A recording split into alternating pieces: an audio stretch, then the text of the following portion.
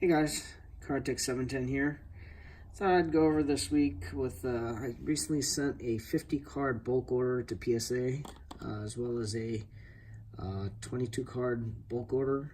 And just wanted to show some of the cards that I got back. I'm not going to show you every card, but this stack here, let's start off, is I ordered the Tops on Demand 2018 Rookie Sensations. It's actually a pretty good looking set.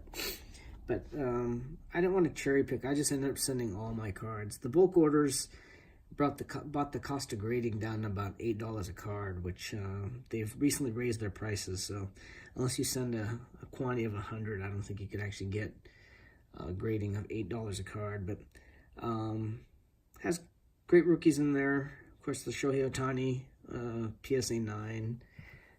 You got Miguel Andujar, PSA 10. Some of these, they see a rookie card, even though there's obviously prospect cards that are earlier, but still, good looking set. I like it. Walker Buehler is also my other PSA 9.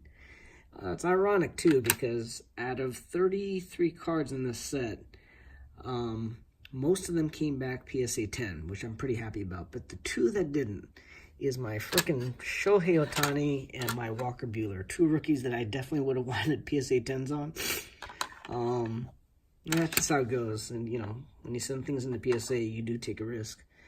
Ronald Acuna, PSA 10.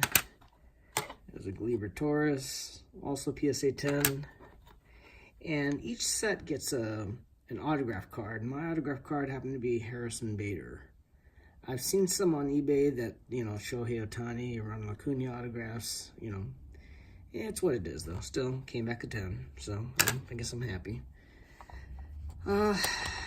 Some cards that I bought raw. So, when it comes to football, I said I generally collect quarterbacks.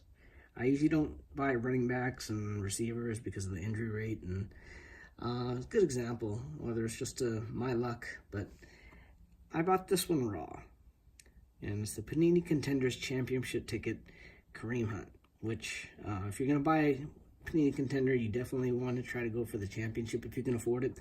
This is numbered out of 25.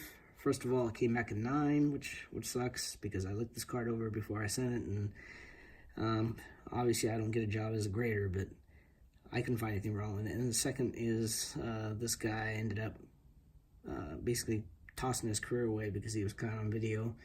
You know, I know these guys aren't politicians or they're not saints. You know, they do have personal lives, and, you know, what they do with them, with their lives and their money is, you know, they can do as they wish. But, you know, shit like this, you know, here's a guy, all the talent in the world, promising career ahead of him, and he just basically pissed it away. So, I paid good money for this card too, raw. I paid over $100, so it's now basically worthless. And even if I were to, I don't know, maybe I'll just sell on eBay and take the loss. But guys like this that abuse women or, you know, have dogfighting rings, I just don't want any part of them. It's not guys I want to keep in my collection. Sorry to get political on you, but that's just my outtake. Another card I got back was the 2013 Topps Date Christian Yelich in Emerald, PSA 10. Pretty good looking card. I did find out also, though, that he does have a 2011 Topps card that predates this card. It doesn't say rookie card on there. It says Topps debut, but still. I'll end up sending this one to PSA at some point.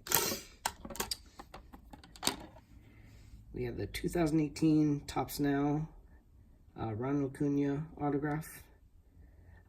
This is numbered 165 out of 199. Unfortunately, it came back at PSA 9. And I also ordered at the exact same time this one, the 2018 Topps Now Gleyber Torres autograph. This one came back at PSA 10. And that's just how it goes. This one's numbered 193 out of 199. And I got this one back in another order too. I got it because he was a Seattle Mariner, or he was. He's now going to be a New York Yankees, so hope he gets more exposure. He's actually a great pitcher. Real big, tall, fastball pitcher. And PSA 9. This is James Paxton. And my last one is not one of my ones I got back from PSA. It's just the one vintage pickup I picked up lately. And it's probably my last one of the year. And it's my... Sorry. It's the 1949 Bowman Satchel Paige, the PSA 5. Pretty good looking card, pretty well centered.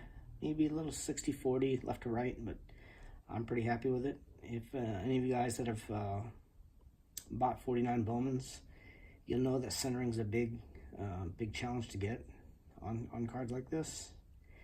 This also leads me to kind of my New Year's resolution, if I have one, is up until now, in just the past year and a half that I've been collecting again, I've kind of just bought everything. I really didn't have any particular group that I kind of focused on. No one player I really PC'd on, but I think I'm going to try to actually commit to this coming new year. I'm going to try to stick to, rather than just buying everything, I actually want to stick to vintage cards. You know, the pride of ownership that I have for vintage cards versus just the general modern rookie cards like this.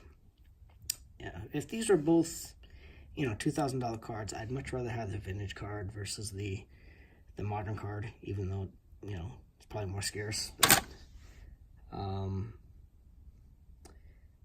you know, like some of the other videos I've seen, you know, like New York Yanks Fan 7 has a Mickey Mantle collection. Dead Guy Cardboard has, oh, sorry, what's the shortstop that he likes? From Barry Larkin collection. Topps 85401's got a heck of a Barry Bonds collection. And when I think about it, all I really have that I've collected the most, almost, you know, subconsciously, is most of my Derek Jeter collection, which I'll be showing soon.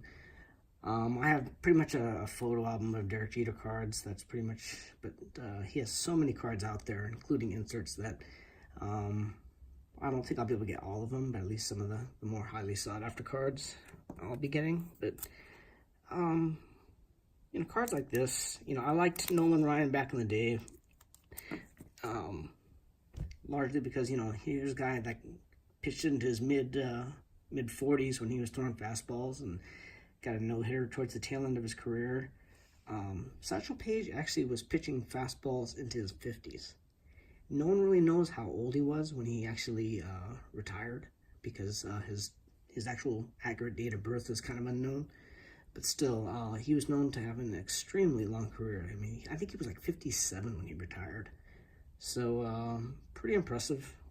You know, he's some say he's the greatest pitcher that ever played. And it's kind of up for debate, but still. One question I had that maybe you guys can correct me on is, I've always heard that pre-war cards were basically anything under 1950 and under. Other people say it's actually when World War II actually ended, which would put it about 1947. So let me know what you think of the actual pre-war era is. Is it until 1950 or is it 1947? So any comments you guys will send my way, and I'd appreciate to kind of set me straight. But yeah, I think this coming year I'm definitely going to be focusing on more vintage cards like this. Just awesome cards. Anyhow, I hope everyone has a Merry Christmas. I appreciate all your comments and subscriptions. And once again, thanks for watching, and I'll talk to you in the new year.